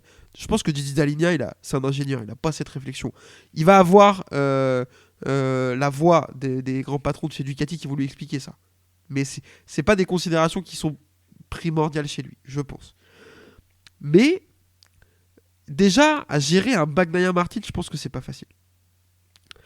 Mais alors, Marc Marquez là-dedans, je sais pas. En plus, Marquez, là, il me fait trop kiffer chez Gresini. Il est tranquille dans la petite équipe, mais un peu familiale et tout.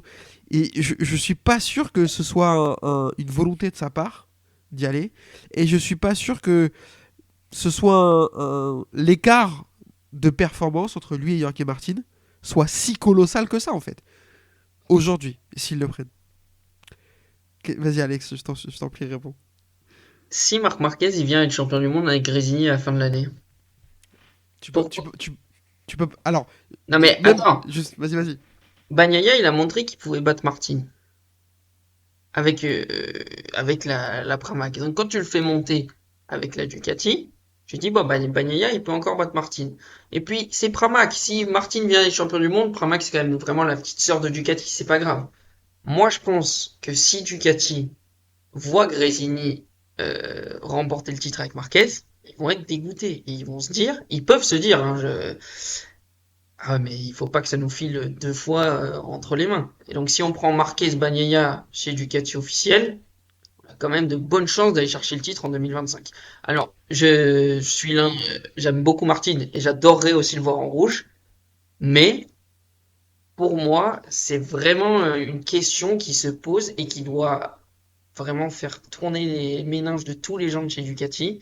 Parce que si tu as un Marquez qui pendant 2 ans, on va pas s'aventurer plus loin, mais pendant 2 ans gagne un titre avec Grésini, attention. Après, ça dépendra aussi de Yamaha, il y a plein de trucs évidemment, mais attention, ça peut faire grincer les dents chez Ducati si tu as l'équipe familiale Grésini super cool, mais qui n'est pas vraiment Ducati, qui gagne des titres. Alors, c'est bien possible. Je sais pas si. Je suppose. Hein, je suis pas sûr que. Je sais pas si Ducati a de l'ego placé à cet endroit-là.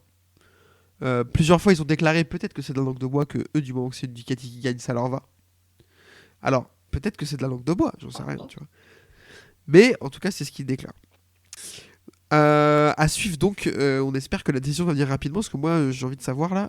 J'en peux plus. La question qu'on a notée. Je te la pose, Léo. Est-ce qu'avec une meilleure qualif, Marquez il gagnait ce week-end au Mans ? Je sais pas. J'aimerais dire oui, mais je sais pas. Parce qu'au final, peut-être que le fait de partir loin, ça l'a un petit peu boosté à remonter. Et il s'est dit qu'il avait rien à perdre.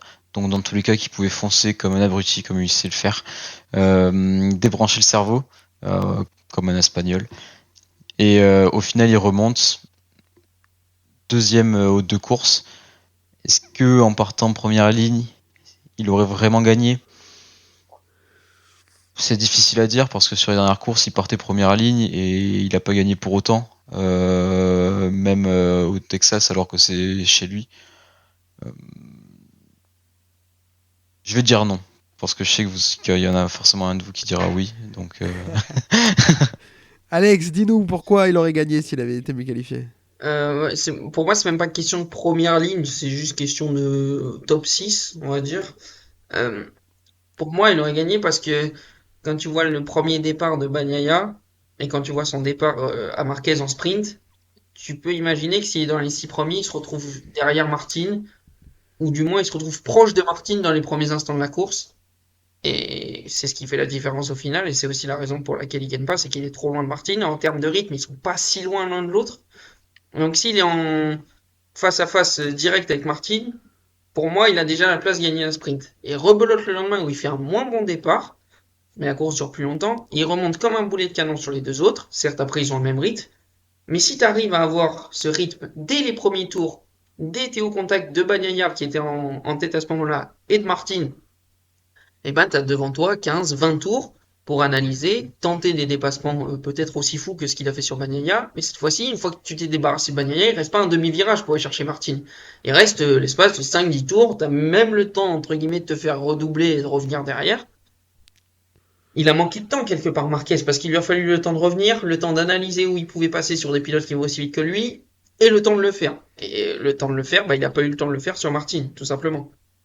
Donc pour moi, avec plus de temps, Marquez gagnait, mais l'argument de Léo sur qu'avec plus de temps, il aurait pas eu le même, enfin, en partant plus haut, pardon, il aurait pas eu le même rythme. Il est valable aussi, lequel des deux primes, on saura jamais, mais non, bon, au final, il nous a fait le spectacle en partant de loin, c'est ce qu'on va se dire. Ça, c'est clair.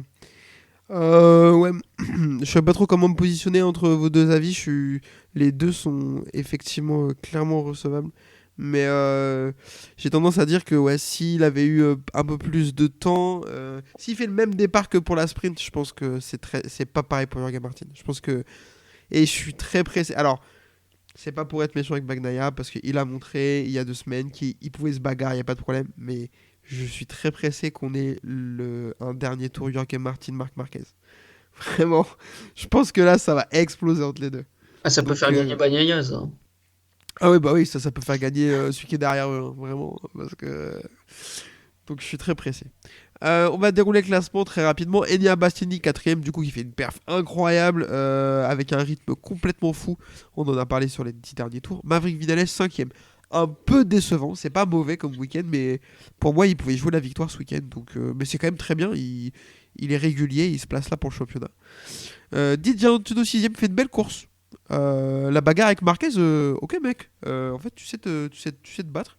Je me suis dit Marquez il va avoir une moto jaune, il va aller voir les fils qui vont se toucher, il va faire comme à l'ancienne. Non quand même. Morbidelli 7ème, alors est-ce que c'est parce que j'ai acheté une casquette qu'il a trouvé de l'énergie? Il gagne à Barcelone. Il a vu qu'il avait un fan autour du circuit, peut-être. Ouais, il s'est dit waouh, incroyable. Est-ce qu'il t'a fait coucou Morbidelli? Bien sûr. Ah. Non, c'est le deuxième pilote que j'ai pas vu faire coucou du week-end. Acosta et lui. C'est les deux seuls. Vraiment qui. Pas de wheeling, pas coucou et tout. Ah, mais lui, c'est normal, il a pas l'habitude. Donc c'est assez cool de le revoir revenir. Brad Binder 8ème, donc en partant dernier, c'est pas mal. Mais bon, son week-end, il est quand même horrible. Brad Binder, on va pas se mentir. Aleix Espargaro 9ème et des complaintes, on est habitué. C'est le bingo pour l'ami Aleix Espargaro. Alex Marquez 10ème, je trouve que le week-end, il est vraiment pas ouf. Surtout on voit qu'on fait ce que fait son frère. Après la comparaison. Ouais. Alors, mais, je m'attends pas à ce qu'ils aillent se battre avec les deux autres. Non mais en fait je m'attends pas à ce qu'il aille se battre avec les 3 premiers, tu vois. Mais terminer aussi loin sur la sprint et la course pendant que son frère est sur le podium à chaque fois en partant d'aussi loin, il manque quelque chose quoi pour le coup. Et toutes les autres Ducati sont bien placées. C'est la plus mauvaise Ducati. Il manque des titres de champion du monde, quoi. Et il en a plus que beaucoup hein, déjà. Mais Ouais. Oui, mais moins que son frère. Ouais, Non, c'est clair. je crois que la Ducati de Bezzecchi, elle est pas mieux placée, il me semble. Ouais, mais alors, oui, mais il avait plus de rythme. Il avait du rythme, Bezzecchi, quand même. Et rythme, il a fini dans les graviers avec son rythme. Ouais. Super. 2 fois en plus. Alors que Marquez met les points de la 10ème place. Bien joué. C'est vrai qu'Alex Marquez met plus de points que Bezzecchi alors qu'il allait beaucoup moins vite. Raúl Fernandez va terminer 11ème. Johan Zarco 12ème. On peut en parler vite fait. Bon, il a fait ce qu'il a. En fait, il a fait ce qu'il a pu avec ce qu'il avait. Moi, visuellement, c'était pas si mal ce qu'il proposait. En sprint, il est resté très longtemps devant les Ducati de Morbidelli et de Alex Marquez, du coup. En course longue, il avait son rythme, il était pas mal, il est resté à l'abri des mecs derrière lui sans se faire trop lâcher par les gars devant, etc. Bon, il fait un peu ce qu'il peut. Je sais pas ce que vous en pensez rapidement, mais c'est ok. Par rapport au matériel qu'il a, il fait pas un mauvais week-end, quoi. Meilleure Honda. Déjà, ça fait Ouais. plaisir à domicile. Et oui, bah, comme tu le dis, il se démerde avec ce qu'il a. On n'attend pas forcément plus. Ouais, c'est cool. C'est pas flamboyant, mais c'est pas triste non plus pour lui, quoi. Exactement. C'est comme Quartararo finalement. Il fait le week-end qu'il peut faire devant ses fans. Donc bah lui c'est P12, Quartararo c'est un peu mieux, c'était P6 sans sa chute. Voilà, c'est P12, bah il prend les points qu'il peut prendre parce que d'autres abandonnent et il est embarqué dans un long chemin de croix, Johan Zarco, mais il fait ce qu'il peut et il termine meilleur Honda comme tous les week-ends, parce que c'est le meilleur pilote Honda cette année. Mais non, non, ça fait plaisir. Et puis, je pense qu'au-delà de la performance, il a aussi adoré son week-end. Il a eu la Marseillaise, il a chanté sa chanson sur le podium. Ouais, on sait que Zarco, c'est quelqu'un qui aime les fans, qui aime la foule. Il s'est fait plaisir. Et, il s'est peut-être pas fait autant plaisir en piste qu'il aurait aimé, et contrairement à l'année dernière. Mais bon, il a fait ce qu'il pouvait. Et je pense qu'il sort satisfait, on va dire, de son week-end. Ouais, je pense aussi, je suis assez d'accord avec toi. Augusto Fernandez va terminer 13e, Takaki Nakagami 14e, Alex Rins 15e et Luca Marini 16e. Très rapidement, il y a 10 secondes entre les deux, entre Rins et Marini. Rins, sa course, c'est le cirque Pinder. Vraiment. Parce que vous avez sans doute pas vu à la télé, mais il prend un long lap. Mais je pense qu'il rate 5 fois le freinage pendant la course au garage vert. Je pense qu'en tout, il fait entre 3 et 4 long laps sur la course. Vraiment, je vous jure que c'est vrai. On l'a pas vu à la télé. Bizarre. Non, non, non. Et malgré ça, il met 10 secondes à Marini. Marini, l'impression de lenteur visuellement, c'est une folie furieuse. Vraiment. Vas-y, Léo. Moi, je pense que c'est ce week-end où on a vraiment vu que Honda était la dernière force du plateau. Je pense Ouais. qu'il y avait le doute un petit peu. Les bonnes perfs du Qatar, elles pouvaient basculer plutôt côté Honda. Là, j'ai l'impression que ce week-end, on a vraiment vu la différence qu'il y avait entre Yamaha et Honda. Yamaha n'est pas du tout dans la course, mais n'est pas si loin que ça par rapport à Honda. Je pense que Honda, c'est vraiment, il faut se démerder avec cette moto et vraiment, il n'y a pas grand-chose à faire. Je suis d'accord avec ça. Alex, est-ce que tu as quelque chose à ajouter? Moi, j'ai hâte que Marini termine sa carrière et nous explique les raisons de ce choix ou du choix qui lui a été imposé d'aller chez Honda Repsol. Honnêtement, je peux pas croire que. On parlait la dernière fois que je suis venu dans ce podcast, ça remonte à bien longtemps, comme dirait Léo, mais du choix du contrat officiel chez une écurie moins forte, je veux bien. Mais là, un contrat officiel chez Honda Repsol, c'est juste pour marquer sur ton CV, j'ai un contrat officiel, quoi. Je, pour moi, c'est impossible qu'il ait fait ce choix tout seul de se rendre chez Honda Repsol. Mais je me trompe peut-être et j'espère que si c'est pas que son choix, qu'un jour on saura pourquoi il est venu s'enterrer ici. Parce que là, tu te demandes quelle équipe un jour va se dire ah, si on allait chercher Luca Marini. Bah là, je vais pas dire que sa carrière est terminée, mais quelque part, c'est un choix qui peut complètement anéantir sa carrière. Il va quand même pas dénoncer son beau-frère. Vivement qu'il écrive un livre. Je suis d'accord avec toi. Luca Marini, mon histoire. Mon transfert. Et en plus, sa meuf est enceinte. J'espère qu'il va pas perdre les 3 dixièmes qui vont avec l'arrivée d'un enfant, parce que sinon, là, vraiment, il ira moins vite qu'une moto 2. Hein, c'est une catastrophe. Au classement général, Jorge Martin est en tête avec 129 points devant Bagnaia 91, Marquez 89, égalité avec Bastianini 89 aussi et Vignales 81. Messieurs, je crois qu'on a été assez complet. Est-ce que vous avez quelque chose à ajouter avant qu'on conclue? Moi, juste une petite question. Alors, pas pour débattre, hein, sinon ça va être vraiment très long. Mais pour vous, quelle est la deuxième moto la plus rapide? Ducati a un cran au-dessus, mais j'ai l'impression que la KTM est pas si incroyable que ça et que la Aprilia se défend plutôt très très bien. Alors, pour te répondre, je pense que c'est compliqué à lire parce que l'Aprilia, jusque-là, et j'ai l'impression que Vignales change un peu ça, c'est qu'elle était très inégale. Il y a des circuits où elle était intouchable et des circuits où elle était catastrophique. Alex Espargaro, lui, il est assez régulier aussi, donc c'était compliqué de la lire. Le problème de la KTM, c'est qu'au début de la saison, je la trouvais très très bien. Et là, si Pedro Acosta fait podium, je suis pas sûr qu'on réfléchisse de la même manière à ce débat, tu vois. Je pense qu'il n'y a pas Acosta, déjà. S'il n'y a pas Acosta, KTM, ils sont dans une sauce Ah, interstellaire. mais clairement. Et en fait, peut-être pas à cause de la moto. Parce que Binder Biller, c'est Enfin, Binder, moi je l'aime beaucoup, mais putain, il est tout le temps en l'air, quoi. Tout le temps, tout le temps. Donc c'est trop compliqué. Donc en fait, c'est dur à lire pour des raisons différentes. Voilà, mon avis. Ouais, je suis à peu près d'accord. C'est l'inconstance que tu reprochais à Aprilia sur les dernières années. Elle est un peu côté KTM cette année, Ouais. du moins en ce début de saison, parce que je pense que Binder à un moment va retrouver les clés, retrouver ce qui fait sa force, et que d'ici quelques grands prix ou pas du tout, mais en Autriche déjà par exemple, il sera meilleur et ils seront devant. Acosta fausse le truc évidemment parce qu'on voit que les trois autres, quelque part, s'ils sont plus loin, ils sont quand même assez proches. Enfin, du moins Binder et Miller, c'est un peu plus dur pour Fernandez, mais bon, c'est dur depuis qu'il est arrivé en MotoGP. Acosta fausse le truc et de l'autre côté, bah, on a quand même un Espargaro, un Vignales qui sont là, qui finissent dans le top 5, dans le top 6, les moins bons jours dans le top 10, mais ils sont là, toujours, ils gagnent des courses. À l'heure actuelle, au moment présent, c'est l'Aprilia, mais je pense que les deux ne sont pas si loin que ça. Mais au Mans, du moins, c'était l'Aprilia à coup sûr, quoi. Est-ce que ces réponses te conviennent, Léo? Ça me convient, on peut Et conclure. tu penses comme nous, Léo? C'est pour l'Aprilia? Bah, en vrai, je suis d'accord avec ce que vous avez dit. Je pense que la Aprilia est peut-être moins bonne que la KTM, maintenant que les pilotes KTM, hormis Acosta, manquent tellement de régularité que c'est dur de mettre la KTM devant la Aprilia.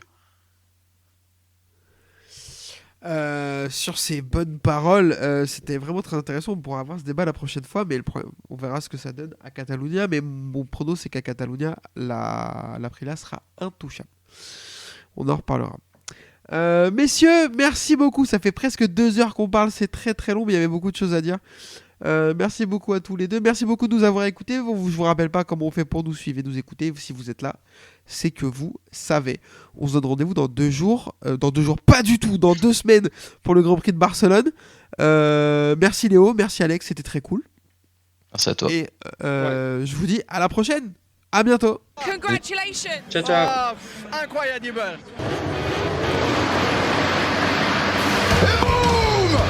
Simoncelli fights back. Loves to be aggressive, doesn't it? But in the future, happen something with you, will be a problem. Okay. I will be a rest. We don't need to shake hands. We are okay. Rossi runs him out. Rossi ran him out. There is going to